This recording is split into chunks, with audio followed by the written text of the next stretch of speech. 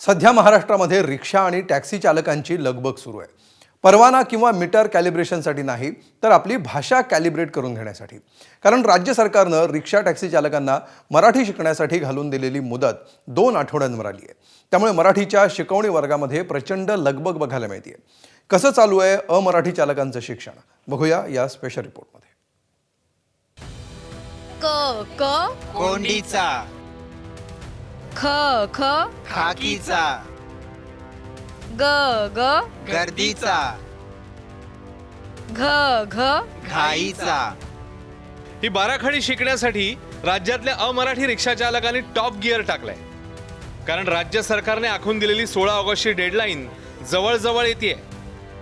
त्यापूर्वी अमराठी रिक्षा चालकांना मराठी भाषा संवाद पाठ्यक्रम पूर्ण करणं बंधनकारक करण्यात आलंय। त्यानंतर अधिकृत प्रमाणपत्र नसेल तर आरटीओ आणि परिवहन विभाग कारवाई करणार आहे।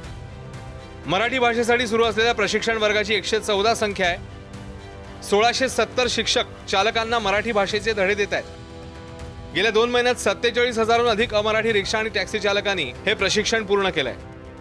तर 1 लाखापेक्षा जास्त अमराठी चालक प्रशिक्षणाच्या प्रतीक्षेत आहेत। जे मराठी शिकवण्याचं क्लासेस आम्ही पूर्ण राज्यभर चालू केलेले आहेत। साधारणतः कोकण मराठी साहित्य परिषदेच्या माध्यमातून 450 शिक्षक हे राज्यामध्ये विविध शहरांमध्ये, जिल्ह्यांमध्ये आणि ग्रामीण भागांमध्ये सुद्धा जे हिंदी भाषिक चालक आहेत त्यांना मराठी शिकवत आहेत। जो मुंबई आणि मुंबईच्या याच्यामधला जो असणारा MMR रिजन आहे, इथं मराठी लोकांची संख्या जास्त आहे उर्वरित महाराष्ट्रापेक्षा।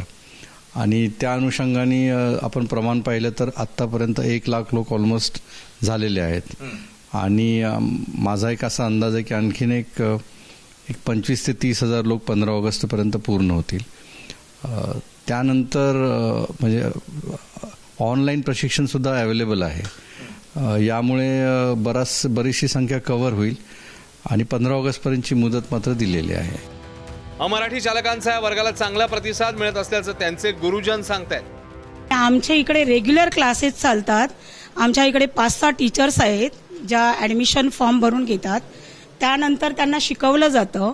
शिकून झाल्यानंतर यांच्या सिग्नेचर घेतल्या जातात।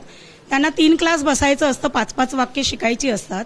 त्यानंतर 4थ्या क्लासला एक्झाम होते। पण जर त्यांना बोलता आलं नाही मराठी तर आम्ही अजून 2 क्लास अटेंड करायला लावतो। म्हणजे जोपर्यंत मराठी बोलता येत नाही तोपर्यंत क्लास अटेंड करायला लावतो। सुरुवातीला मराठी शिकायला काकू करणाऱ्या चालकांना आता या वर्गाचं आणि मराठी शिकण्याचं महत्त्व पटू लागलंय। माझ्या घरात सगळे मराठीच बोलणारे लोक आहेत। मीही सुद्धा, आणि मी टॅक्सी चालक आहे। आणि मला काही प्रॉब्लेम होत नाही मराठी लोकांना किंवा अदर इंग्लिशमध्ये, मराठीमध्ये, कुठल्याही भाषेमध्ये मी आपलं हे करू शकतो। हो, आपण इथे महाराष्ट्र रोजीरोटी कमवतो आणि त्यात आम्ही बोलणार आमच्या आहे, बाहेरून येणार आणि सांगणार आहे आमच्या आहे, तर हे चालणार नाही। आता तुम्ही महाराष्ट्रात आहात तर तेवढं प्रेम महाराष्ट्राबद्दल वाटतं? अरे खरोखरच पाहिजेच, ते स्वाभिमान पाहिजे। मी मराठीमध्ये बोलतो, या बसा, पैसे पण मागतो मराठीमध्ये। तो पैसेंजर बसता ना हिंदी में बोलता, पर कितना हुआ, मैं बोला अरे मैं मराठी में बात कर रहा, आप हिंदी में बोल रहे हो और बोलते हो मराठी नहीं आता है। बोलो ना, मैं एक जो बोलना है वो बोलो, मैं मराठी में बात करता है बराबर। मराठीला अभिजात भाषेचा दर्जा मिळाला असला तरी तो पुरेसा नाहीये।